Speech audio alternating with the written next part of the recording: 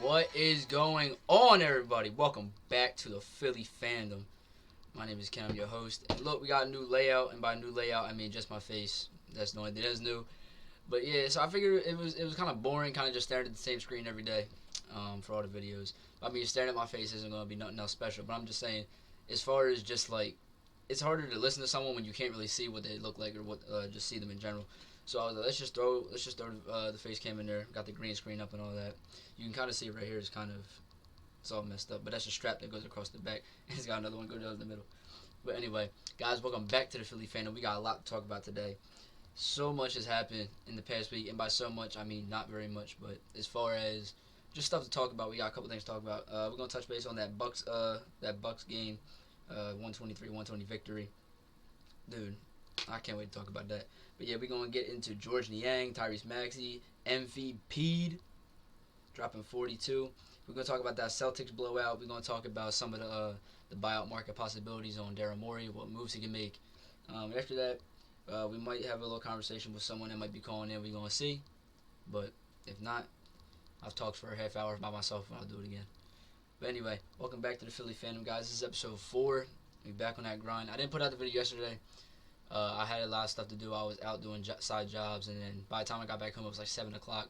And I was like, if I post this video, it's not going to go up till like 10 o'clock. So I was like, I'll just wait till Sunday, just start early. It's 1 o'clock right now, 1:45, something like that. But yeah, so I figured we start early, just get this video pumped out, probably get it posted around like 3. But anyway, guys, without further ado, let's get into it. We're going to start off the Celtics game. My God, yo, I know the Celtics are in the bottom of the East right now, like the bottom half of the East. But Jaylen Brown and Jason Tatum went off. And they only had 30 points apiece, like 29 and 28. But, bro, when you're winning by 50, do you really need to have your starters in anymore? Like, Embiid, he stopped playing halfway through the third quarter. And I turned the game off at halftime because I could not watch it. Guys, I'm telling you, that was embarrassing. And the fact, like, that was actually scary to me because I was like, bro, these are the Celtics, and we got the Bucks on our next game. So if that happens during that game, then you got nothing to look forward to for the next game because if you can't even stop Jason Tatum and Jaylen Brown, the hell you gonna do against Giannis, Ibaka, Middleton, Drew Holiday, all them folks? But nah, that blowout was ridiculous. I don't even want to talk too much about it because we got the Bucks game to worry about. But yeah, that game just there were so many turnovers. Nobody could hit a shot. I think it took us 4.5 minutes to get our first bucket. I think it was a free throw. We hit 2 free throws in the beginning, and then it was just a slow crawl start. And then once halftime hit, we were down like 20 something, and then went to 30, and then 35, and that's when I just called it quits and turned off the game. And I'm glad because I saw the final score, and I was like, I'm so glad I didn't waste my time watching that game because it was pointless.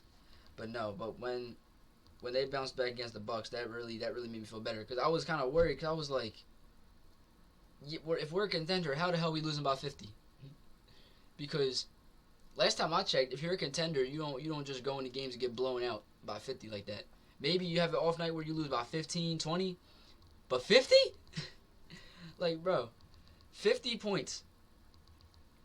At least we're not OKC versus the Grizzlies losing by 73, breaking NBA records and stuff. But yes, we had the Celtics lost that day, and then the other night, 2 nights ago on Friday, we had the Bucks. Came down to the wire. That was one of the best games I've seen all season as far as just like how enjoyable the game was. Like that was a game where any NBA fan could have watched it and enjoyed the game, whether it was their team or playing or not. But yeah, we saw heavy at Embiid. He had 42, 15, and 5. That's his 33rd game where he had 25 plus points. That's the most in the NBA today. George Niang had 5 3-pointers, 5 of 10 from 3-point land. That dude, George Niang, if he starts getting his shots up and he starts hitting them more often, starts getting more consistent, he needs a faster jump shot too. That man's jump shot is dirt slow, but it's chicken though, so I'm not going to complain if it's going in, then why does it matter? But yeah, so George Niang, he was starting off rough. He had about like 8 points, probably 5 points. He drives to the basket and he misses the layup, and then Doc calls a timeout. He gets back to the bench. James is like, yo, be you out there, like shoot threes. Like I know you can shoot, bro. Shoot some threes. He had 2 attempts and missed both of them. Then he went back out after that and then put up 5 of 10. So 5 of 3.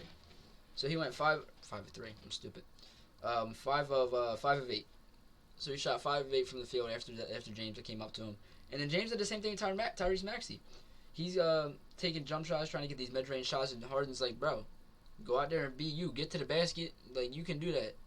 And he just starts. Now, he was missing a lot of layups, but he was getting in really contested areas. He had Giannis down there. He had Ibaka down there. Like, he had to go through the trenches to get to that basket.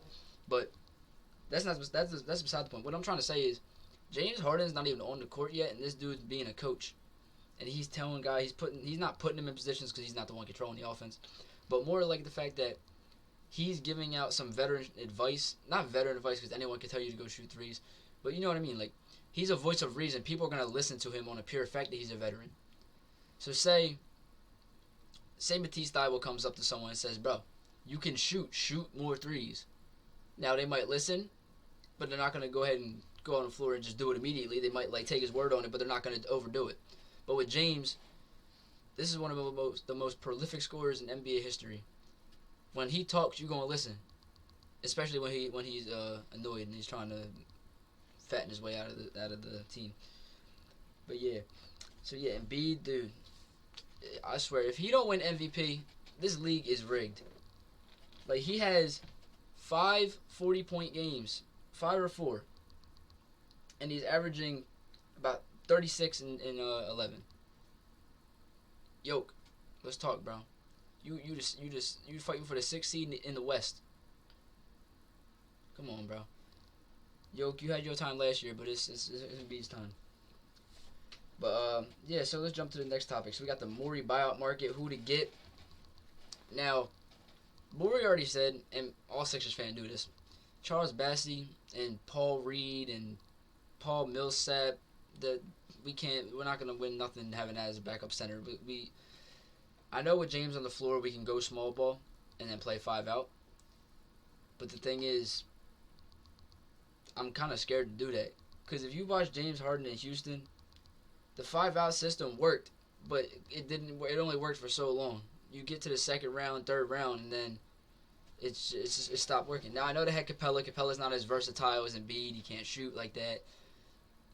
But Embiid also can't catch lobs like Capella. So as far as that aspect, it's going to be more just him waiting in the dunker spot, getting a pass, and going vertical, and dropping it down. So anyone who thinks that Embiid and Harden are going to come on here and just start throwing lobs and being like 2013 Clippers, you got another thing coming, bro, because Embiid is not like that. As far as, what I'm trying to say here. As far as, like, how he's going to attack, he's not going to go up and jump and catch 10 lobs a game. Not 10, but, like, Embiid, you'll see one lob from Embiid, like, once a month. Because as good as he's been this season, he's played the most games in his career in one season this year. The exact number I don't know. It's more than 61. I know 61 was his highest previously. But yeah, so he's playing the most games out of the season that he's ever played, and he's the healthiest he's ever been. He's in the most shape. He's having an MVP caliber season, but I don't want to put him in a position where he's going to get hurt. You feel me? I don't want to have James on all these lobs. He's going up, coming down on his knees 4 times a game because he's a center. So he's already jumping up and down enough. He's already landing on people, got people around him jumping up with him. And Embiid hit the floor like 2 or 3 times in that game against the Bucks. And I gasped like every time. Like, he fell back. He got the M1 and fell backwards and landed on his tailbone. His feet got swept out and he came down on his tailbone. And oh my, I've seen that before, dude. They start holding right above their ass and they're just, oh my, it's that tailbone injury. I was waiting for that. I'm not gonna lie to you. But yeah, so the buyout market. There's a couple players in the buyout market. We have DeMarcus Cousins. I mean, I wouldn't mind DeMarcus Cousins as far as you're not getting Boogie. You're not getting Boogie Cousins. You're getting DeMarcus Cousins. Boogie Cousins, he died in Sacramento. But, like, I wouldn't mind DeMarcus because, like I said, the whole 5 out thing. Because Doc's gonna have to find out a way to stagger his minutes because Embiid and Harden are gonna be on the floor the majority of the time.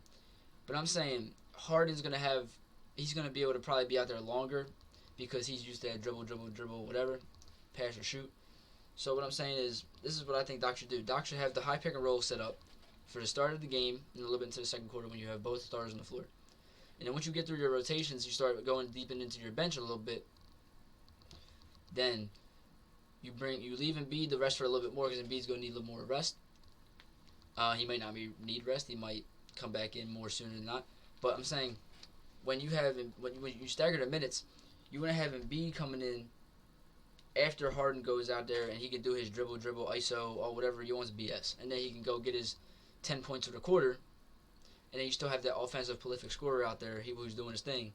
And then you can have Embiid coming behind him while Harden gets his rest. And Embiid can do his defending, his rebounding, his playmaking, his drawing double teams and kicking out. So if Doc can figure out a way to put these players in certain rotations and have the minutes staggered a certain way, then you don't really need the buyout market. But at the same time, like I was saying earlier, when it gets into playoffs, defense is going to be more intense. It's going to be more half-court set. There's going to be a lot more strength. You're going to be a lot more physical. It's not fast breaks where you just run down the court, throw a pass, and whatever, let them do the rest. You're going to have to get back and forth on defense every possession. So it's going to be a stamina thing that the Sixers definitely going to have to figure out. And so help me, if Doc, look me in my face. If you put in a full bench lineup in a playoff series ever again in your life, I promise you won't live to see the fourth year of that contract. I promise you. Because you were already on the chopping block last year for that. Because we could have won that game. Game 7 shouldn't even have happened because it was either the 18-point or the 26-point lead game. He put in Shake Milton, Cork Maz, Matisse, who was a bench player at the time. And obviously, regardless if he was a bench player or not, you don't put Matisse Thybulle in with a bunch of bench players. He's a defensive specialist. He's not going to provide nothing for you offensively. The other night against the Bucks, he was 0 for 1 in 18 minutes. But he had 2 blocks, 2 steals. So, even having Matisse, you can only limit how you're going to use him. And that's the thing. I love Matisse to death. I have a jersey and all. Favorite Sixer on the team to this day. Next to James Harden and Embiid, obviously. And Maxey. But as far as, from day one at Washington, I was with Matisse. That dude is different. And it's he has just as much potential, not as much as potential as Ben, because Ben obviously is 6'10", 6'11", fast as hell. But I'm telling you, if Matisse, this is going to sound stupid, I'm not comparing him to Klay Thompson, but I'm saying he can be similar to Klay Thompson, a prime Klay Thompson, where you can rely on him to lock down one of the top players near the team, and then if you need him to sit in the corner and just wait for a catch and shoot, if he can get a consistent three-pointer on the catch and shoot in the corner, bro, he will be a problem for folks. I'm telling you right now. But Matisse hasn't really shown any. There's games where he's come out and he's put up two or three threes, but that's kind of as much as you're going to get from him. You're not really going to get back-to-back nights where he's putting up two, 3 3-pointers. You're guaranteed to get at least one attempt from him per night, but the chances of that going in, he's like a 31% 3-point shooter, maybe 30. But yeah, with that defense, so this is my starting lineup. I would have James Harden point guard, Tyrese Maxey shooting guard, or you could flip them either one. You could do whatever you want there.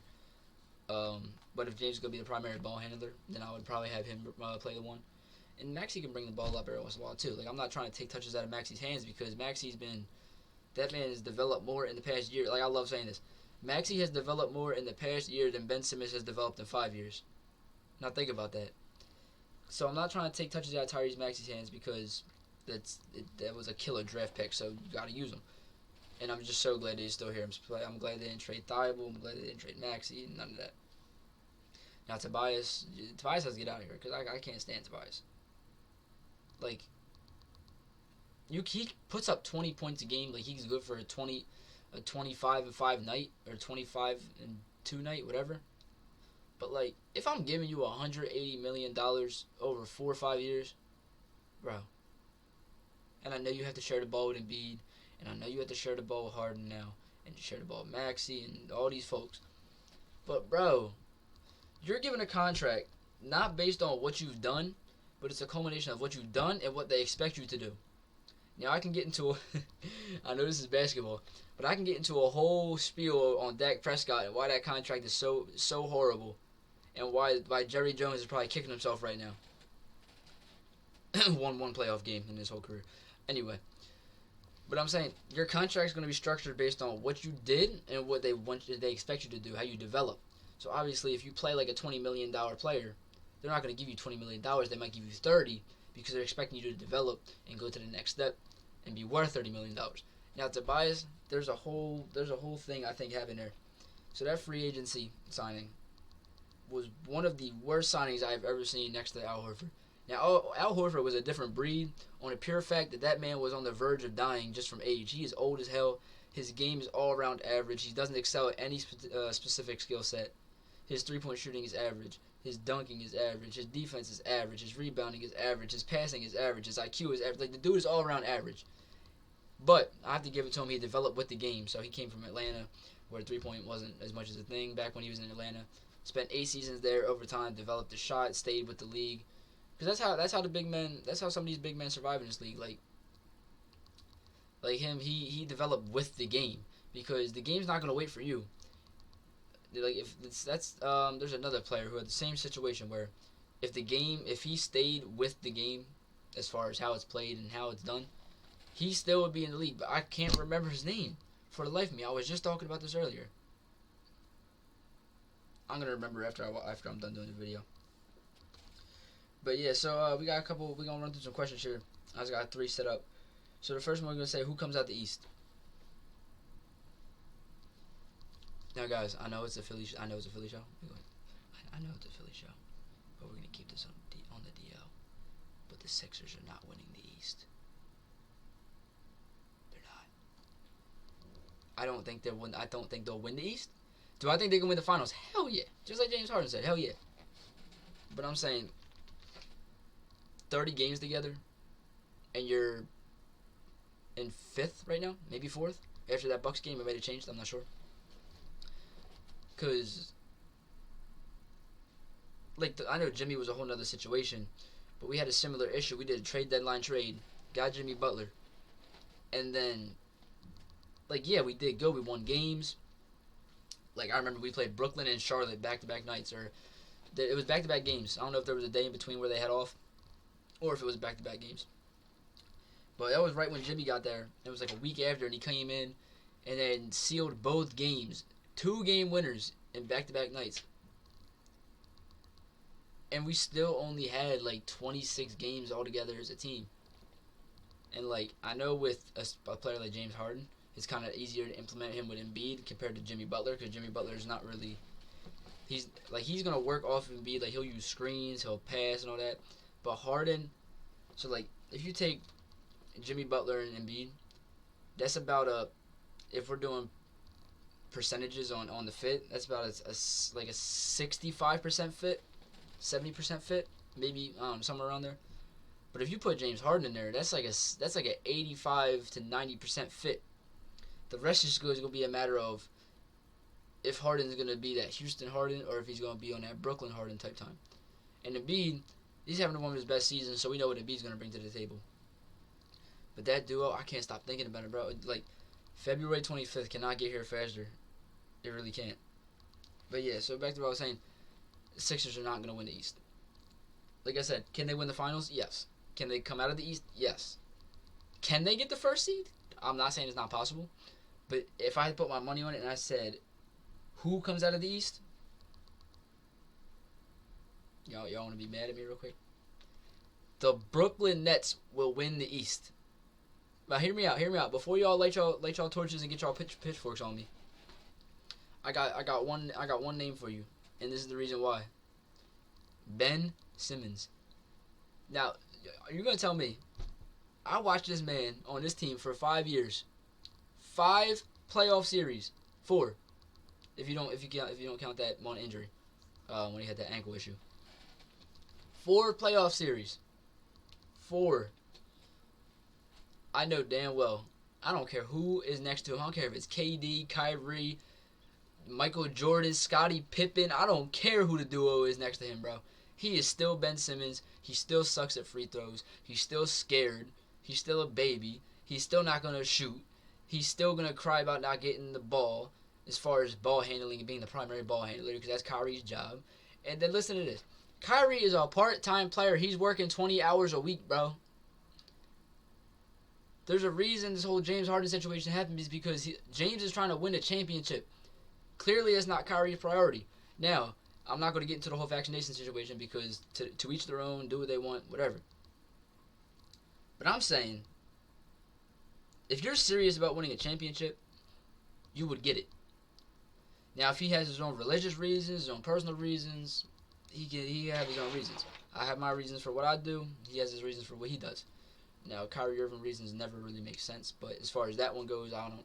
He says the same thing every time. He said, basketball is basketball, and my personal life is my personal life. And he's not wrong. That shouldn't be brought in, but it also is affecting your whole team and a franchise. It's not just affecting you, bro. It's not like you just some bench player that they can live without. You are literally the second most second most paid player on the team. And you were supposed to, they signed you and KD with the intentions of signing both of y'all to max extensions, bringing James Harden in, signing him to an extension. Both of y'all locked up for the next 5 years and win chips. And now look at you. You got a part-time player, you got a hurt KD, and you got Ben Simmons to look on. Ben Simmons. Is it going to work in the regular season? Regular season is going to work. They're going to kill it in the regular season. I'm aware of this. But as far as playoffs, he's going to get in there. He's going to turtle up. Now, I know he doesn't have to shoot as much. He's not going to be relied on. But say Kyrie, they don't lift the mandate. If Kyrie's there for only 3 out of the 7, or say a series goes to 7 in the first round, hypothetically. Brooklyn has the first 2 home games.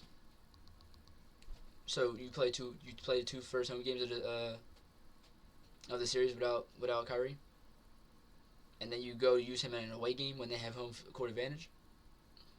And then say it's 2-2 or 3-3, and y'all the top seed, and you go back to Brooklyn for Game 7. You don't even have your primary ball handler, and you gotta rely on Benjamin Simmons. Now, as far as facilitating, yeah, it's fine.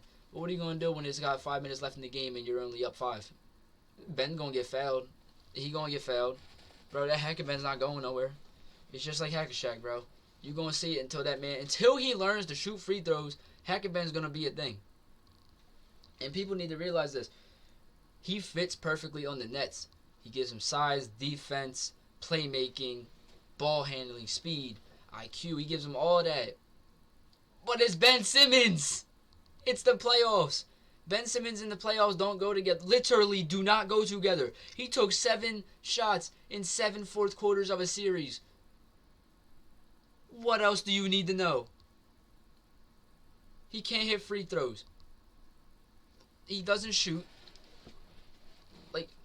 I cannot wait until March 10th, bro. I cannot wait until March 10th. And I can't wait until April or May when the playoffs start, because I want to see that. And so help me, if this man goes into the playoffs and starts shooting and starts hitting, or even if he does in the regular season, if he starts hitting, I'm going to be so mad. Bro. That's going to raise a lot of eyebrows, because that's going to be a matter of, was it actually Ben Simmons then? Was it a coaching issue? Was it the franchise as a whole? Maybe it was the fans. But no, it's not the fans. Ben Simmons is literally a baby, and I'm sticking to it. And this whole mental health thing, bro, why are you doing that? I hope he gets caught lying and gets fined so hard that the dude's literally going to have to take out loans to pay his bills. I'm not wishing bad on anybody, but I'm saying when you lie about mental health, and bro, I don't want to hear none of that BS. How do you know he's faking it? You don't know what goes on inside another man's head. Look me in my face. So you're getting paid thousands of dollars, $300,000 a game. You said you're not coming. You're not showing up to practice. You're not showing up to whatever. And then you start getting fined. And then you show up to practice with your phone in your pocket, standing there looking stupid, and you get kicked out of practice by your coach. And then all of a sudden you got mental health problems. And it's the fact that the mental health thing came into play right when he started not getting paid. Come on, bro. If you scared of the fan, if you scared to go out there and play in front of them fans, then say that. Because you're going to get the wrath no matter what happens. When you come back to Philly on March 10th, I promise you it's going to be hell. Hell. From the second you step out of that car, anyone that sees you is going to let you know. It's going to be like Jared Bayless all over again. That every time you touch the ball, you're going to get booed. Every time you dribble, you get booed. Every time you do a layup, you get booed. You scored, you get booed. You miss. The only time you're going to get cheered on is when you miss. or do it to something bad. That's the only time you're gonna get cheered on. But yeah, like as far as the playoffs, like the Nets will win the East if KD comes back. If I should have specified this, if KD comes back and Kyrie performs in the games that he's playing in, and Ben Simmons gets into the lineup sooner than later, which they asked him, "Are you gonna be ready by March 10th for the Sixers?" He said, "I hope so." Bro, you're gonna be suited up in 2 weeks. Stop playing. Stupid. Mental health issues, my ass. Alright, so yeah, who comes out the East? I got the Nets coming out the East. I got Nets, Bucks, Sixers, Heat. That's my top 4 seeds. Next up we're gonna get into is how will the Sixers fit in Harden? Like I was saying before, you're gonna get that high pick and roll with Embiid, stagger the minutes. When Embiid goes off, have Harden come back in, do his dribble, ISO, 20 dribbles of fucking possession, and then just let the man go to work. Because you know he's going to draw double teams, and you know you got shooters like Niang, you got Maxey, you got Korkmaz, you got these guys you can kick out to, you can rely on hit down a shot. And then what I'm thinking about the 5-out situation is, if I take Harden, put him in point guard, you have Maxey and Korkmaz, the shooting guard and small forward, put them on the wings, and then you get either Paul Millsap at the 4, or you can do Tobias at the 4, and then put Paul at the 5. Now, like I said, it's gonna be a small ball, and this is this is hypothetical also. If we don't get Cousins or we don't pick up someone off the buyout market, I wish I was smart enough to prepare a list of buyout players, but I'm not smart. So yeah, I lost my train of thought there for a second. So yeah, like I said, they have to stagger these minutes, and then they have to run this 5-out system. I feel like that would work best if you have Harden in by himself, because Embiid and Harden are going to be on the court at the same time all the time. There's definitely going to be times where you're going to want to give one of them a rest, and they both can go out there and go get their own bucket. So as far as like having to do a whole rotation switch, as far as like your other 4 players on the court, you can just bring Embiid out, put Paul back in, put Paul in for Embiid, leave Harden, and then take out Harden, and then put in whoever you want. You can put in Maxey if he's on the bench or whoever, and then put Embiid back in, and then move Paul to the 4, and then swap out Tobias and do whatever you gotta do. But that's the one thing that I really need to see from Doc this playoffs this year, is I need to see adjustments. Like this man, like I'm telling you, if I see another full bench lineup when it's a 5-point game, like why? What's the point? You're literally asking to get killed. So, yeah, Doc's on the chopping block, and I hope people know that like Doc has the potential to lose his job. He has the potential. If Doc goes into this playoffs and loses again with this team, oh boy, you might as well get a T-shirt and put Ben and Doc on it in the same picture, bro. Because Doc leads all coaches in 3-1 losses and just playoff series losses in general. So like, it's scary, but I'm not scared at the same time, because this part sounds stupid, but it's true. So when he won the championship in 2008, when he had Rondo, Paul Pierce, Kevin Garnett, all them boys, he won that championship because of who he had. Let's be honest. Like, Doc's a Hall of Fame coach, but how you don't lose with KG, Paul Pierce, and Rondo, and all these boys. But that's what I'm saying. What I'm trying to say is, now that he has Harden, Embiid, Tobias, who he's already familiar with, he's got Maxey, he's got Korkmaz, he's got George Niang, he's got all these dudes. You better win a championship this year. For your sake, for James Harden's sake, for Embiid's sake, and just for the whole sake of Philadelphia in general, because I'm telling you, we have a 2-year window. 2 years. That's all we have. 2 years. And after that, it's all up in the air. I know we have 2 years, and after that, it's just a matter of how everything goes, who the coaching personnel is, who's on the team. If Harden signs on to this, not extension, he passed up on the player option. I think that's the rumor right now. He's gonna not sign his player option, and he's gonna sign for less money in free agency, and then they're gonna try to move Tobias, which I would love, because $180 million for 20 points a game on a good night is not doing it for me at all. Because think about it. You have Tobias on a max contract. You could have had Jimmy Butler with the same contract, and Tobias could have kicked rocks. Or Tobias could have signed for a normal contract. Give him 18 mil. Give him 20 mil. Don't give him 32. Like, what is wrong with you? Or what's a max? 180 over 5 years. That's like, what, 40 mil? Bro. I think if you took all the people in my neighborhood and had them dump out their whole bank account, I don't even think it would be equivalent to a third of that contract for 1 year. If I had my whole block empty out their bank account into a giant glass jar and we found out how much money was in it, it wouldn't even fucking reach it. Alright, guys. This has been the Philly Phandom. I hope you guys enjoyed. We'll be back next Saturday. Actually, on Saturday. We're not going to do another Sunday episode. Unless the traffic is getting more views on Sundays, we'll keep it on Sunday. But yeah, guys. My name is Ken. This is the Philly Phandom. I hope to see y'all next week. Please like, follow, and subscribe. I'm trying my best to get another person on this show, guys. I'm trying my best. This is so hard to do. You could probably tell just hearing me talk. Like, I'm jumping all over the place. I don't have anything to rebound ideas off of or thoughts. I don't have anybody to ask questions to. So, yeah, we're looking to get another person in here. Probably two more people if we can get it. Because I would love to do this as a full-time thing if I can get the traffic for it and I can get people to get locked in with it with me. Definitely be down to do that. But out of my friend group, I'm like like two other people watch the Sixers, like as far as Sixers fans. We have an OKC fan, we have a Warriors fan, a LeBron fan, not a Lakers fan, a LeBron fan. He was a Cavs fan back in 2016. Now he's a Lakers fan. But yeah, so I'm trying to get that through, guys, and then hopefully this thing starts to pick up. Because I want to do this. I want to do this for y'all. I want to do this myself. It's something fun. I love talking about the Sixers. I love the Sixers and Eagles. The Phillies and Flyers, I'm going to be real with y'all. I don't know a thing about either team. I can name you McCutcheon. I can name you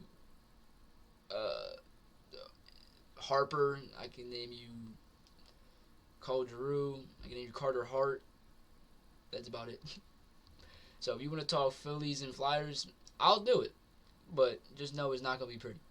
But, alright, guys, we're stalling too much. I'm up to about 32 minutes, so we got 2 minutes left. But, yeah, guys, my name is Ken. It's been the Philly Phandom. I hope y'all have a great week. And we'll catch y'all next Saturday. Peace.